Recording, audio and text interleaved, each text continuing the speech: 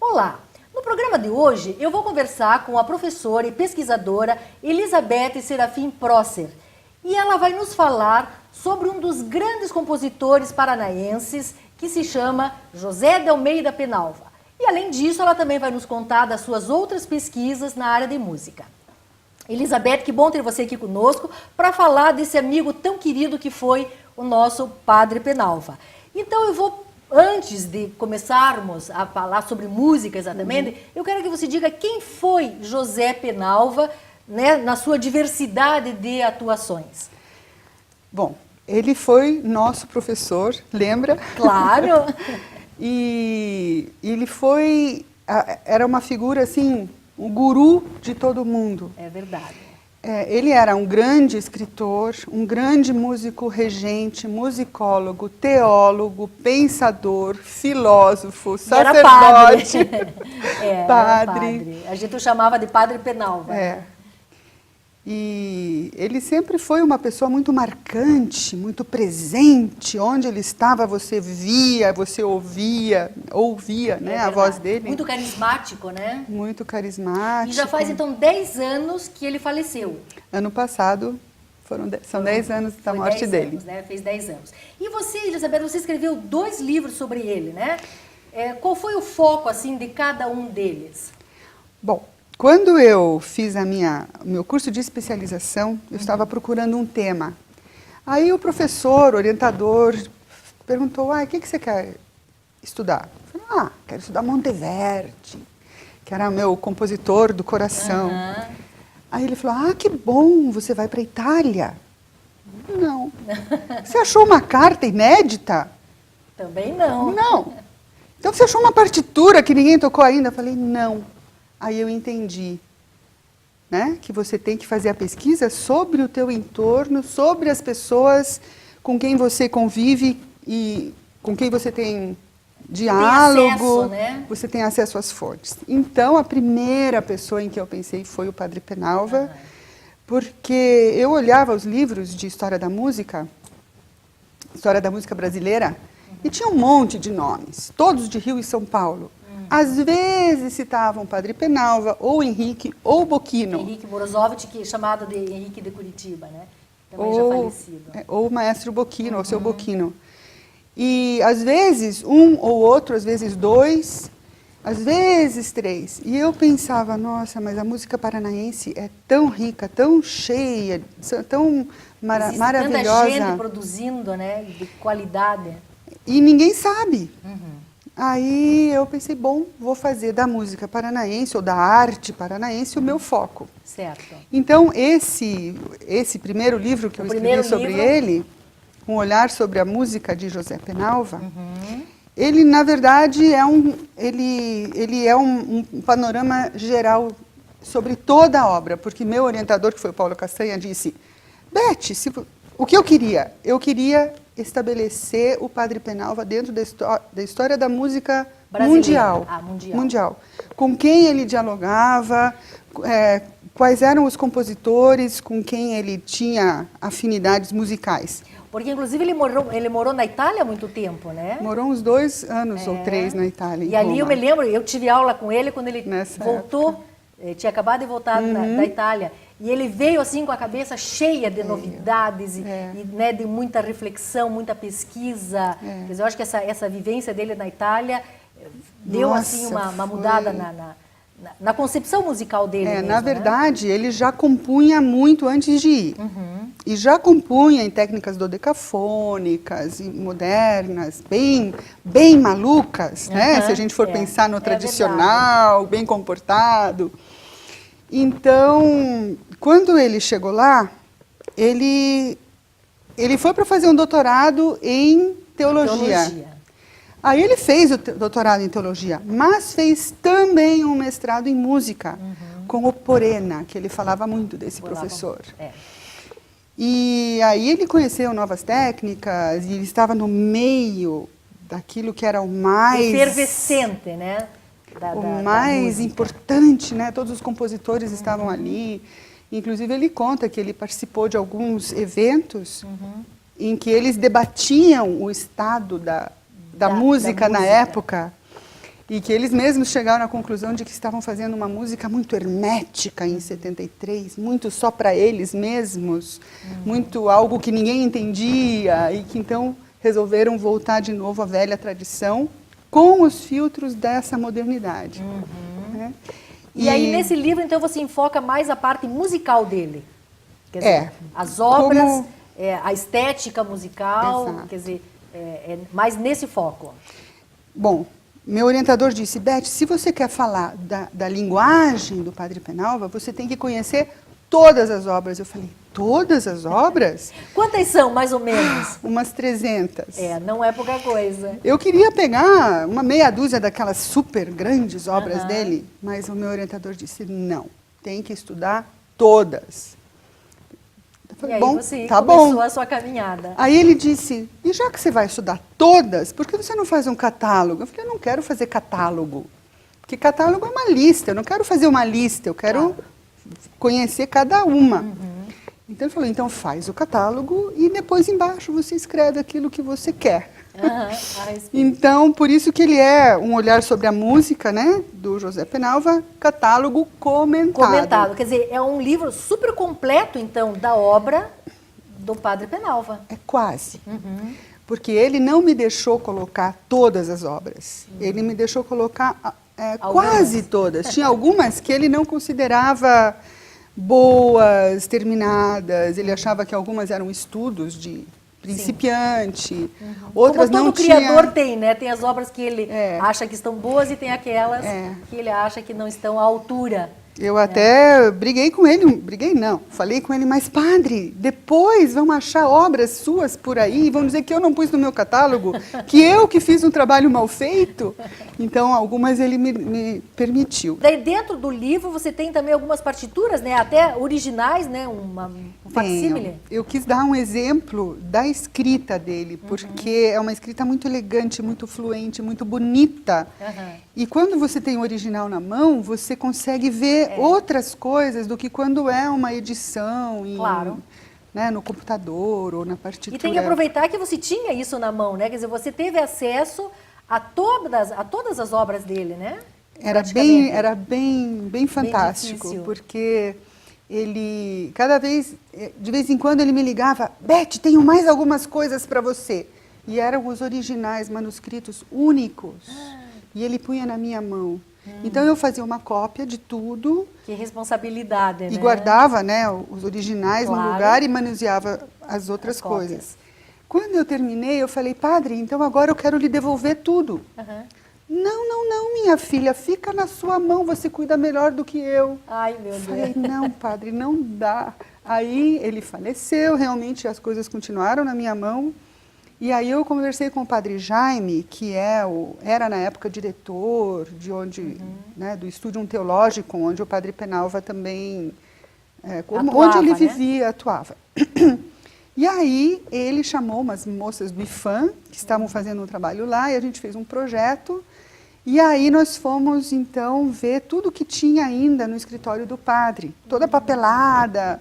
E aí eu encontrei mais algumas músicas. Olha. Algumas que ele não tinha me deixado colocar nesse catálogo, que ele não quis. Certo. E outras que ele não achava mesmo, e outras ainda inacabadas. E aí, vamos dizer, todas essas obras dele estão hoje seguras em algum lugar? Estão. Guardadas? Onde que elas estão?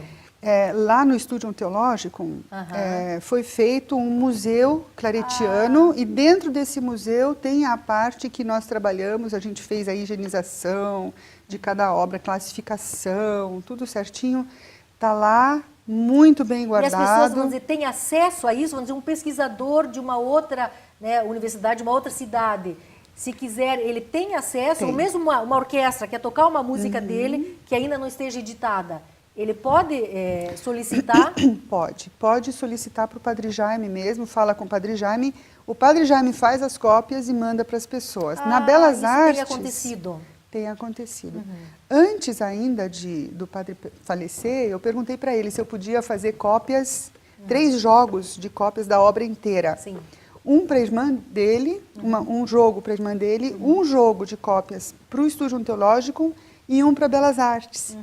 Então, essas 3 instituições têm Tem a obra toda também copiadas. Ai, que maravilha. fotocopiadas. Quer dizer, então as pessoas têm acesso, quer dizer, é uma obra que vai continuar vivendo. Ah, com certeza. E, Beth, e esse outro livro aqui, que também é sobre ele, José Penalva, Uma Vida com a Batina e a Batuta. Então, é um outro enfoque? O que você fala nesse Outro aqui? enfoque. Esse, na verdade, quando ele faleceu, então, que a gente fez esse projeto, esse é resultado desse projeto. Aqui atrás tem a listagem das obras encontradas, junto com as listagens das obras que estão No aqui. catálogo. E o bombom, assim, a parte mais gostosa mesmo de ler, é a vida dele. O objetivo foi falar mais sobre a vida, sobre... É uma biografia, então. É uma biografia falando também do pensamento dele. E por que certos momentos resultaram em mudanças no pensamento e vice-versa, né? Como o pensamento dele resultou em mudanças depois na sociedade. Quer dizer, essa vida que ele tinha, quer dizer, por um lado como sacerdote, né, uma vida religiosa muito intensa, ele fez teologia, doutorado, né, em teologia, Foi. e, digamos, a parte musical que também era muito forte, né? Em que medida essas duas coisas se cruzaram na vida dele? Eu penso que as duas estão presentes o tempo todo. Ele é intenso aqui e é intenso ali. Ele é sincero e verdadeiro aqui e ali. Então, ele mesmo dizia que ele agradecia muito a Deus por ter permitido que ele vivesse com a batina e com a batuta do regente. Olha! Né? Então, essa frase, na verdade, Era esse dele. título é dele. É dele, né? que bacana. E a igreja, em certos momentos, não entendeu isso. Na década de 60, ele foi colocado na parede pela igreja. Ou você faz teologia, ou você faz música. E aí até a Promúsica, Dona Henriqueta, que você entrevistou aqui, o Schnorrenberg, e outros, Padre Nereu...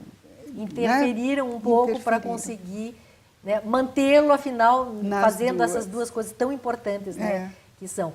E agora, além de compositor, né, e professor, que nós já falamos, que foi nosso professor, e de toda essa obra, ele também foi regente. Ele montou um grupo que vive até hoje, né, que é o Madrigal Vocale. Como é que foi essa parte da vida dele? Ele sempre gostou muito de reger vozes, né, coro.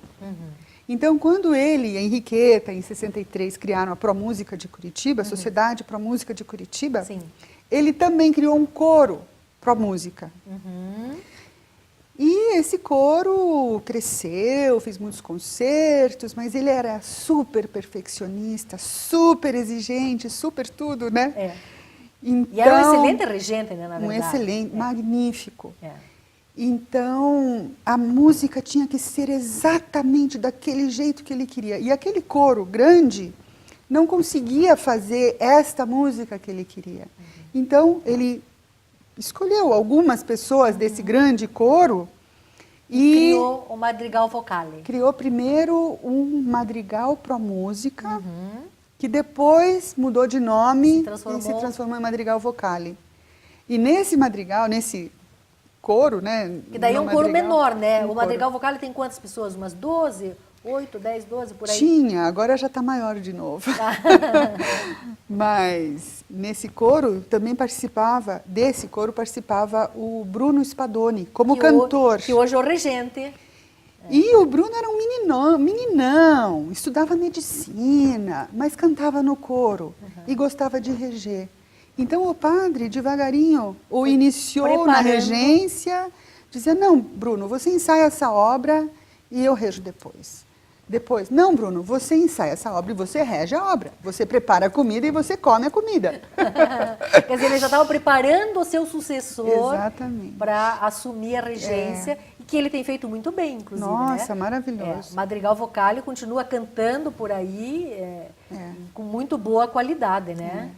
Para mim é um dos melhores grupos vocais não só do Brasil, mas É verdade. um refinamento, uma Quer dizer, sutileza. o Bruno aprendeu com o padre Penalva, né? Até isso, né? Essa qualidade, você exigir essa qualidade do resultado musical que está sendo feito ali. E o Madrigal também canta músicas dele, né? Porque o padre Penalva escreveu muita coisa para vozes, né? Muita. O padre, na verdade, a obra do padre, a gente pode dividir em vários blocos. Então, tem uma música que ele chamava, que era uma música para o dia a dia. E tinha a música sacra, que era para tocar nas igrejas, e a música, que ele fazia arranjos de música popular brasileira. Ele fazia esses arranjos. Ele tem do Chico Buarque, tem Carinhoso, como é que chama? Luciana. Certo. Quer dizer, algumas coisas ele compunha e outras ele fazia arranjo para as músicas. Só que esses arranjos, a gente nem pode chamar de arranjo, na verdade, releitura e retrabalho e alguma coisa que era uma reelaboração. Uma música nova, né? Música pouco nova. que o Villa-Lobos fazia com as músicas do folclore. Isso mesmo. Então, essa era uma parte. Ah, tá. Outra parte era o que ele mesmo chamava de minha música, que é a grande música, que são obras corais e orquestrais, que são monumentos mesmo. Se você compara essa obra com a grande obra de muitos compositores contemporâneos europeus, ela não fica devendo em nada. É verdade. Nem na estrutura, nem no pensamento, nem no conteúdo, nem na inovação. É verdade. É obra de primeiríssima. E agora eu quero saber, Elizabeth, das suas pesquisas, dos seus livros, sobre, né, um pouco da sua vida, aí dessa sua trajetória como pesquisadora, musicista, professora que você é. Uma coisa que eu também acabei sendo é organizadora cultural. Ah, certo. Porque eu acho que eventos são muito importantes para marcar certos fatos que acontecem. Então, entre os muitos eventos que eu faço e tal, tem o Festival Penalva, justamente. Que, quando ele faleceu, em 2002, um grupinho se reuniu, fez um concerto com obras dele. Inclusive eu. Você estava junto. Depois de um ano, foi o primeiro Festival Penalva. Éramos você, a Salete, Henriqueta, Ingrid Serafim e eu. Exato. E aí surgiu a ideia de chamar isso de Festival Penalva mesmo, né? No primeiro, 2003. Em 2004, nós fizemos o segundo Festival Penalva, e aí, como tocar só a obra dele seria meio... Ia ficar repetitivo, né? Todo ano só tocando a obra dele. Então, ali, nós todas resolvemos, naquela hora, abrir para toda a música paranaense. Isso. Então, ao mesmo tempo que era o segundo Festival Penalva, se tornou também a primeira mostra de música paranaense. De música paranaense. E aí teve um tempo em que nós não fizemos mais e tal. E depois assim, você foi corajosa o suficiente para retomar o projeto e fazer sozinha. E esse aqui é o terceiro, né? Esse foi o terceiro. É o programa do terceiro Festival Penalva. E o quarto foi o ano passado, Foi ano passado. E agora ele vai ser de 2 em 2 anos? Vai ser de 2 em 2 anos. Então o ano que vem tem mais? Tem mais. E em maio, junho. Para comemorar os 90 anos que ele faria o ano que vem, né? Isso que mesmo. legal, Beth. Que bom que você continuou. E quais são, eu estou vendo aqui, você tem um outro livro, Páginas Escolhidas, que são 100 anos de sociedade, arte e educação em Curitiba. Esse livro é resultado do meu mestrado em História da Educação. E eu queria trabalhar a educação, a criação da Belas Artes. Porque aquela sociedade quis uma escola de música e belas artes do Paraná. E aí eu tive que ir até... Desde lá para trás para buscar as causas. Os imigrantes, os ervateiros, né, e tal. E foi muito bom, porque eu pude amarrar a história, né, econômica, política, social e artística. E da educação, porque meu mestrado era em educação, e das várias linguagens artísticas. Então fala de cinema, de música, artes visuais, teatro, olha só que literatura. Né? Um legado histórico importantíssimo, realmente. Foi super bom fazer. Eu imagino. Esclarece, né, muita coisa. Pra gente, né? A gente tem que estudar um monte. E isso é ótimo. É sempre bom. Eu adoro também. E esse aqui, Beth, daí você mudou de rumo. Como é que é isso? Porque esse livro é sobre grafite em Curitiba. Grafite em Curitiba. É um livro lindo, inclusive, né? Ele é um livro lindo, tem várias fotos de grafites que foram encontrados em Curitiba. Só em Curitiba. Porque, lembrando aquele professor que me questionou se eu ia para a Itália, naquele momento eu aprendi, sabe, que você tem que pesquisar o que está perto de você, porque você sabe mais sobre isso. Né?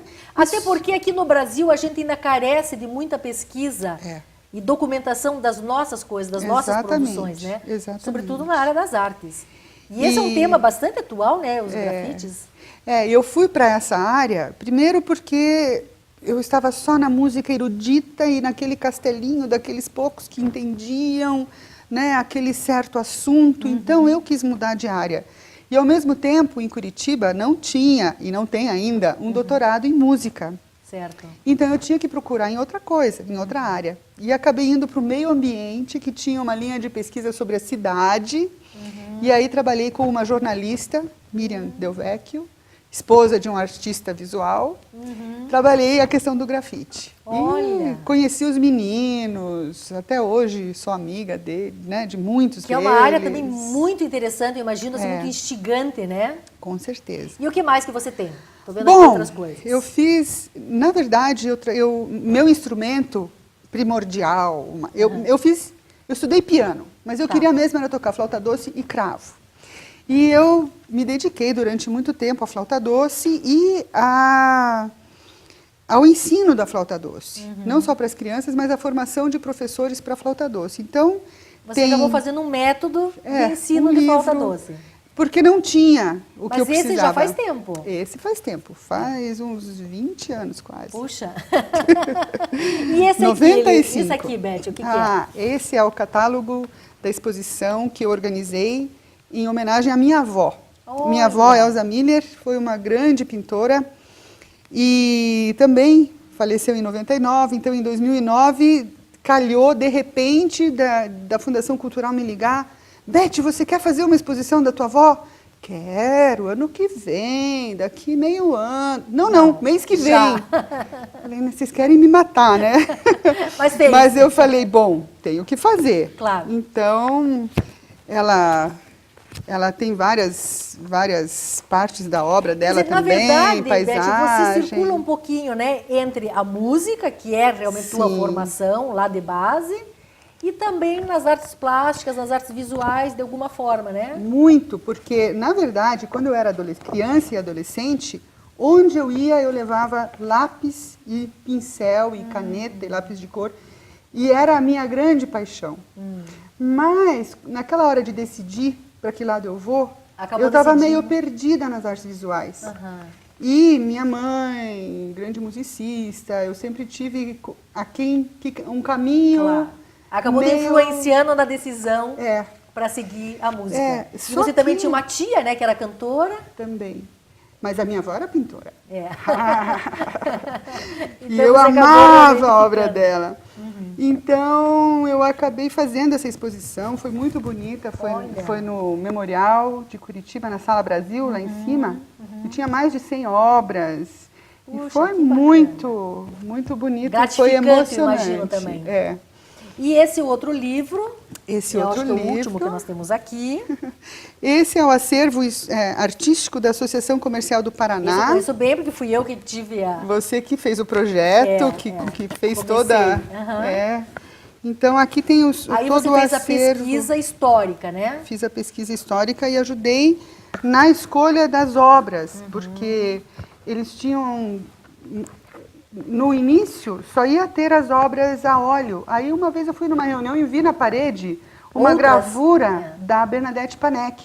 E a pessoa que estava lá disse, isso também entra no livro? Eu falei, entra. E aí a gente viu todas as outras gravuras que tinha. E você fez nesse livro, então, toda a pesquisa histórica, digamos, da Associação Comercial dentro, né, da sociedade de Curitiba, da sua história. E do Barão do Cerro Azul. E do Barão do Cerro Azul, que foi quem criou, né, a Associação Comercial de Curitiba, né, que se chama Associação Comercial do Paraná, né? Ah, é verdade. Então, quer dizer que, na verdade, você é uma pesquisadora bastante voltada para a história, né? Eu costumo dizer que eu faço história social da arte paranaense. E isso é um leque imenso, né? A gente não dá conta. Não dá conta. Mas que bom que a gente tem uma pessoa que está pesquisando a história do Paraná, a história de Curitiba, né? E levando isso, primeiro documentando, né? Que são coisas importantes que a gente tem que ter, formando a nossa história e formando os nossos jovens, né? Para que eles também conheçam um pouco da nossa história, da nossa música, da nossa arte. Beth, olha, muito obrigada por você ter vindo aqui.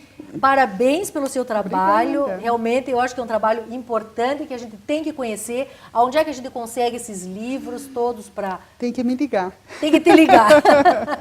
Então, nós vamos deixar aí um contato para você que está interessado em ler esses livros todos que a Elizabeth escreveu aqui ao longo da sua carreira. E a gente vai ficando ouvindo mais um pouco de uma obra do padre José Penalva, que foi o início aqui da nossa conversa. Tchau e até o próximo Música no Ar.